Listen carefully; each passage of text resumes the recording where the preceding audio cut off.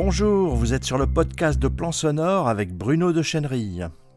Au salon Entendez voir en mars 2020 à Strasbourg, j'ai rencontré Martin Adamiec, un comédien multifacette, pour parler avec lui principalement de son activité de voix off pour la chaîne Arte. Donc Martin Adamiec, né en 52, siècle dernier, naturalisé polonais, français, à l'âge de 12 ans. Très important, un rapport à la langue, deux langues, le polonais, le français. Ça a toujours été pour moi la base de tout, la langue. Ancien élève de l'école de journalisme de Strasbourg, on l'a bien nommé.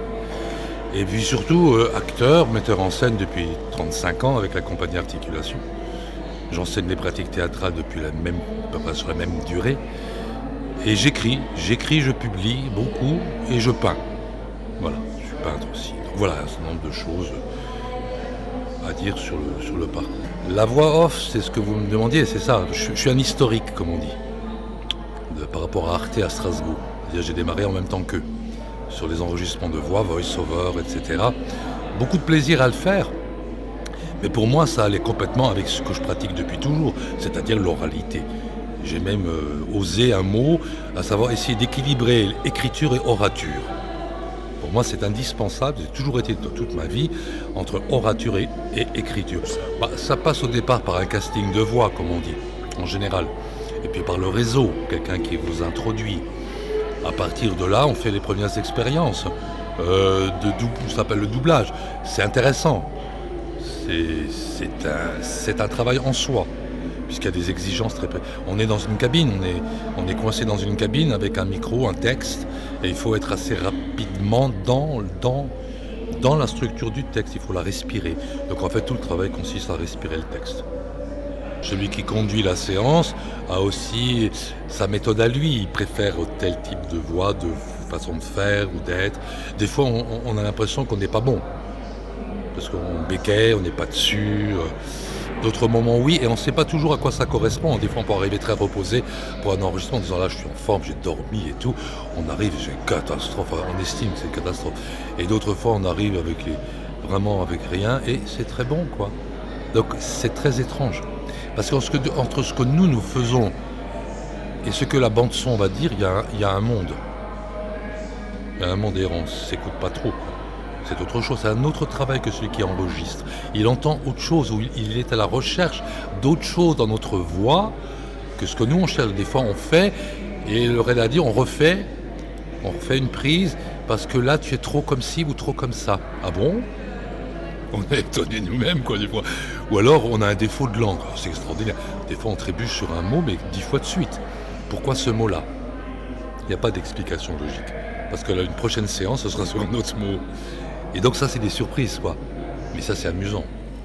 Ceci dit, de l'expérience de 30 ans de voix, je dirais que il y a 3 facteurs qui jouent. La qualité du texte qu'on a à dire. Si le texte est chiant, il est chiant. Non, il n'y a rien à faire. On peut le magnifier un peu. Mais si le texte est intéressant et qu'on a été intéressé lorsqu'on l'a travaillé, souvent on le travaille avant. On nous le donne, on nous l'envoie avant, par courrier. Si le texte est intéressant, le sujet est intéressant, on a envie de donner, quoi. Il n'y a pas de secret. Là, entre l'image et le texte, il y a quelque chose qui se passe, on le sent. À nous d'être là. Et des fois aussi, on corrige. Parfois, un texte est un peu maladroit, parce qu'il a été fait en fin de course. Et un peu maladroit, et on propose de le changer. Des fois, c'est possible, hein. Il suffit que là, que dans le studio soit présent le réalisateur. Et parce que c'est en entendant la voix que le réalisateur se rend compte que là, il y avait un mot de trop, là, il y a un mot, c'est pas le bon, là, ou là, c'est répétitif. Donc il y a ça, et le 3 élément, c'est l'équipe. Il faut une équipe. Il faut un gars qui sait vous diriger. Et puis qu'on s'amuse. C'est que si on s'amuse que la voix gagne. C'est qu'on se détend et qu'on gagne parfois jusqu'à 3 tons. Là, il y a plein de choses, ça c'est dans la pratique elle-même, quoi, tu vois. Et c'est ça qui est intéressant, je trouve, dans l'enregistrement. Il y a une grande liberté, finalement. Mais il y a une contrainte. La contrainte, c'est bien sûr, il faut le faire dans le temps voulu. Lorsqu'on a une voix coréenne ou chinoise, on n'a pas de repère. Donc il faut qu'on trouve un repère pour donner une scansion française. Donc on l'a fait parce qu'on invente des choses, quoi, des fois, hein, et ça marche, quoi. Mais il faut que ce soit dans le timecode. D'autres fois, quand c'est des langues latines, on s'y retrouve plus, quoi. On a des mots repères, on a des respirations repères. Finalement, les gens respirent en fonction de leur langue. Un Chinois, un Coréen, un Russe ne respire pas au même endroit qu'un Français ou un Italien. Et ça on le sent. Ça, on le ressent ou on le sait à force de le faire aussi. On peut l'anticiper, on peut. Et puis des fois, on a des fous rires, quoi. Je me rappelle d'un sujet pour Arte qui devait parler du Kilimandjaro et je devais faire le commentaire. Première image, on voyait le Kilimandjaro avec écrit en toutes lettres le Kilimandjaro. Et la première chose à dire, voici le Kilimandjaro. Voilà, exactement ce que tu étais en train de faire, on était morts. Ensuite, chaque fois qu'on a pu, on l'a rajouté. C'était le truc qu'on n'a pas gardé, mais qu'on a rajouté parce que c'était à mourir de rire. Je pense que celui qui a fait le sujet était convaincu qu'il fallait bien insister, mais on avait bien compris, quoi. Voilà, il y a des choses amusantes, et puis surtout des choses passionnantes, il y a des sujets qu'on découvre. Moi, ce qui m'a plu dans l'enregistrement, c'est que je découvre des choses que je ne savais pas. Xenius ou des sujets comme ça, pointus sur la biologie ou autre chose. Moi, ça me passionne de toute façon. Mais d'un seul coup, il y a un reportage, une enquête qui est extrêmement intéressante. Et là, on a envie de convaincre, plus que quelque chose de bon. On se dit bon, allez, je double Hitler ou Ceausescu. Bon, je vais essayer de pas en faire des tonnes, quoi. Surtout pas le rendre plus beau qu'il n'est. Nous, on a une partition qui est très rigide. Le texte est donné, il n'y a pas à bouger. Un musicien aussi, mais on a une contrainte de temps aussi. Et tout ce dont je parle là doit se faire dans un temps donné. Donc quand on dérape ou qu'on déconne ou qu'on s'amuse, ça permet d'aider à la suite. C'est une façon de garder la voix, garder la présence, la respiration. Savoir aussi qu'on fatigue vite, une voix fatigue. Et que dans une séance qui dure 2 heures, on sait qu'entre le début et la fin, attention, il faut ménager l'énergie. Donc il y a plein de trucs qu'on apprend en cours de route. Ou par exemple, en début d'enregistrement, s'il est assez long, il faut faire attention, la voix est plus grave au début, avant qu'elle chauffe. Alors il faut la prendre tout de suite un peu plus haute au début, afin qu'elle se colle avec la fin de l'enregistrement. Parce qu'après, on vérifie. Et moi, je me suis fait piéger une fois. J'ai dû refaire tout le début, parce que je n'avais pas la même voix qu'à la fin. Après, je l'ai compris. Mais Martin démarre avec un ton dessus, quoi. Donc, mais je crois que la qualité du truc va être de l'enregistrement, va être la qualité de l'équipe. Moi je mange. Comme dans toutes les choses qui sont artistiques. C'est pas autre chose, on n'est pas des dactylos, quoi. Tu vois, c'est vraiment, tu as quelqu'un qui est là et tu sens qu'il t'aide, qu'il est présent, il va t'aider ou pas, il va dire ouais, super. Et je crois que c'est ça qui fait beaucoup. Voilà. L'enregistrement pour Arte, la contrainte qu'il y a, je vais la dire, c'est qu'ils veulent la propreté. Ça doit être propre. Ça, c'est pas toujours facile. Parce que ils ont un modèle idéologique et réel, culturel, à savoir, il faut que la voix paraisse comme ça. En plus, il y a une sobriété nécessaire la plupart du temps. Donc finalement, ça, c'est une sacrée contrainte. C'est pour ça que beaucoup de voix qui souvent travaillent pour Arte ne sont pas des voix d'acteurs, de comédiens. On prend d'autres gens, d'autres professions. C'est pas ça qui compte le plus. C'est d'abord la propreté de la chose. Bon, des fois, je me plante. Et l'acteur, on a tendance à se rendre plus compte, on fait des effets pas possibles. Tu vois, on joue. Et souvent, c'est revenir aller plus droit. Donc ça, c'est une vraie contrainte quand on arrive. Parce qu'on ne sait pas le sujet qu'on va avoir, on ne sait pas jusqu'à quel point il faudra faire gaffe à ça ou ça. Donc, il y a une liberté qui n'est pas là. Il y a une liberté dans la création radiophonique possible, moi j'en entends, qu'il n'y a pas dans le documentaire. Attention. Là, le travail pour Arte, on est des voix off de documentaire. Donc, on arrive en fin de course. Et sauf rare fois où on peut pousser plus loin, parce qu'on voit bien dans l'état où les choses ont été dites, il y a une émotion, on essaie de la traduire. Mais sinon, cette forme de neutralité, une genre de neutralité que je trouve parfois dommageable quand j'écoute moi-même. Moi, je ne ferais pas comme ça. Mais c'est ce qui est demandé. Et ce qui est demandé est souvent ce qui est parfois le plus difficile à obtenir. Parce que voilà, il y a la contrainte est là. Elle est pas du contenu, elle est du contenant. Tu vois, c'est le médium, quoi. Le commentaire qui va avoir l'essentiel du travail à faire, et à l'intérieur, il y a des voix des différentes personnes interviewées dans le documentaire. Voilà. En général, c'est ça.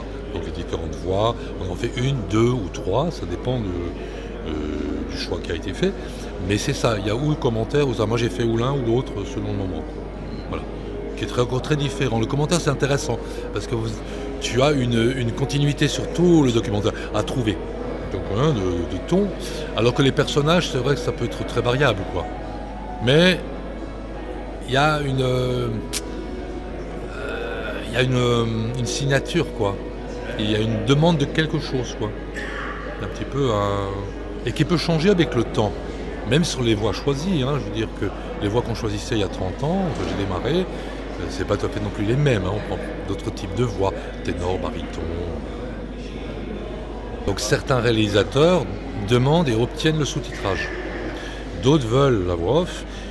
Et selon avec qui tu bosses, il y en a qui veulent que tu aies des amorces de la voix authentique et que tu démarres après.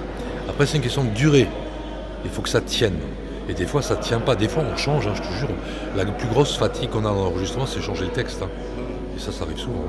Parce qu'on se rend compte que c'est bancal. Soit on est obligé d'aller comme un blindé pour être dans le timing, et ça casse tout.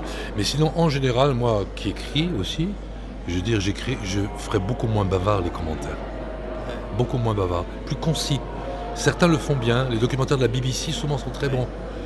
J'ai des exemples de très très bons documentaires où l'image et la voix ne sont pas juste en train de répéter la même chose, de dire la même chose. Mais il y a la voix apporte un plus par rapport à l'image qui apporte elle un plus. Et puis des fois c'est pas le cas. C'est vrai, tu vois bien, c'est très, très plat, quoi. Mais des fois c'est trop bavard. Et je sens des documentaires aussi qui durent une demi-heure, 3/4 d'heure, où au bout de 20 minutes tout a été dit. Mais comme ils sont obligés de faire 35 minutes, ils reprennent tout, mais moi je le vois, comme je le bosse de l'intérieur, je vois qu'ils se répètent, putain c'est chiant. Mais je sais pas s'ils se rendent compte, je sais pas jusqu'à quel point ils ont des retours, jusqu'à quel point les retours sont filtrés, et que des décisions sont prises. Logiquement... Tu vois, je vois pas tellement d'amélioration entre quand j'écoute moi maintenant. Après, j'en vois pas entre il y a 20 ans et aujourd'hui. J'en vois pas globalement. Il n'y a pas de vrai... Ils auraient pu progresser. Tout le problème, Bruno, c'est que tout ça, la chaîne, je la connais, nous on arrive au bout du bout. Mais la voix, oui, mais ce qui est faux, la voix n'est pas au bout du bout. La voix va apporter quelque chose. Et le problème, c'est que si tout est rigidifié, comment tu dérigidifies quand tu fais la voix ? Soit parce que le responsable du programme est là et qu'il s'en rend compte et que tu bosses avec lui. Ça prend du temps.